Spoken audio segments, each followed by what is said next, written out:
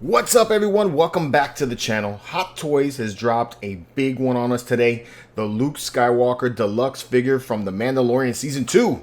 I think you already know.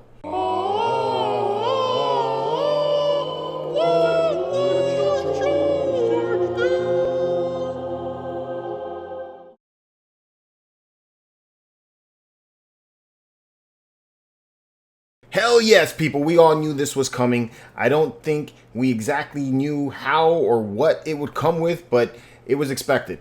The reveal of Luke Skywalker at the end of Season 2 of The Mandalorian was probably among the biggest moments in the Star Wars franchise. It was the first time we got to see Luke Skywalker as the legendary Jedi Knight that everyone spoke about in the sequel trilogy. This is where we saw him as the badass that he was, taking down dark troopers left and right. It made old and new fans tear up and scream in elation as if they were in a sporting event. If anyone had any doubts, Star Wars was indeed back.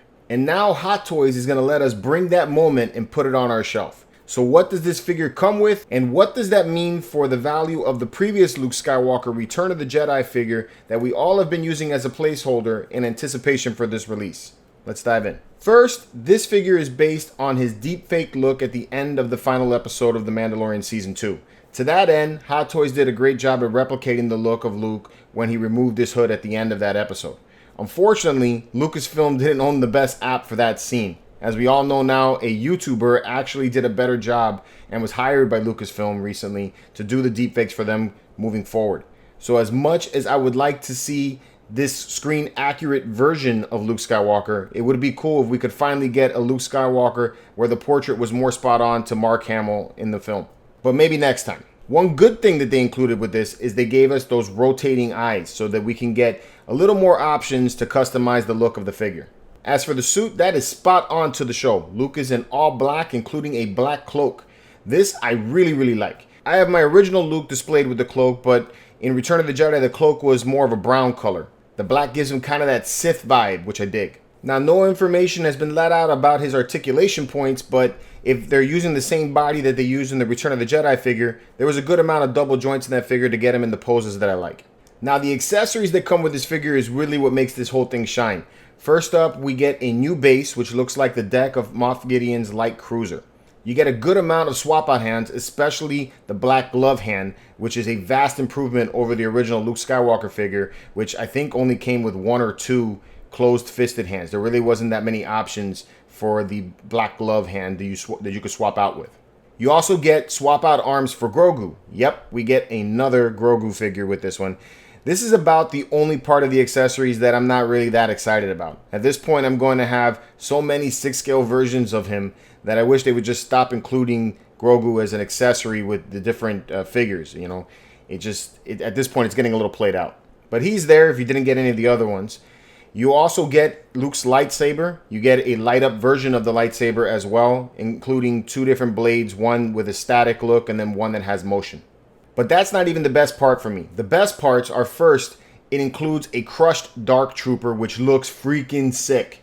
It has a clear pole, which is holding him up, so you can make it look like that scene where he's holding and crushing him up with the Force. And they even show a actual pose like that here in the pictures, which looks freaking outstanding. I definitely want to pose it like that.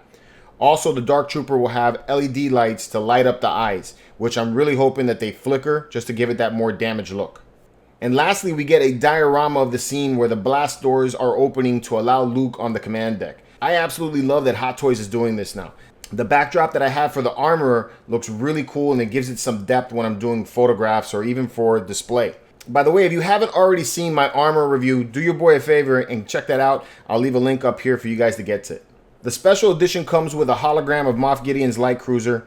This I don't really care for. I mean, I'll get it because there's no difference in price really, but it was never in the scene. So if you manage to get it, great. If you don't, I really don't see that it'll affect anything. For me anyway, all of these hologram displays are just going to stay in the box. No price has been given, but with all of the accessories, I can see this probably selling for around $315 to the $350 range. So expect to pay something like that. So badass, right? It is for me anyway. Now, what does this mean for the original Luke Skywalker figure? Originally, Hot Toys released two different Luke Skywalker figures. A deluxe version that came with the outfits from Endor and that cutout scene in Tatooine, and a regular version that comes with the cloak. Now the latter is what I have been using as a placeholder for the eventual release of this figure. We could almost get the look exactly as he looks on the show, albeit that the cloak is a different color. The original one was more of a brown color, and then the belt that comes with that figure is different from what we saw in The Mandalorian. But because of Luke's return and the fact that the figure has already sold out, that particular figure has gone up in value. Recent sales have put it in the high 300s all the way up to 500 at times if the figure was complete with all of the accessories and the shipping box. Now with this new figure coming out soon, I expect the value will decrease some, probably bringing it back down to the mid 300s to 400 range for a complete figure. I personally don't see a reason to sell mine since I own the Sideshow Rancor and it pairs pretty well with that. If you already own this figure, they even have some custom black cloaks that come with wiring for posing, which makes it look really cool and very close to the scene from the TV show. I feel that all Jedi cloaks and capes should come with some kind of wiring for posing. I've seen them done on these customs and they look really, really awesome. They did it for the Mandalorian figure that came out recently and it makes it look so much better. So I wish they would start doing it. So what would George do? Come on now, you know I'm buying this.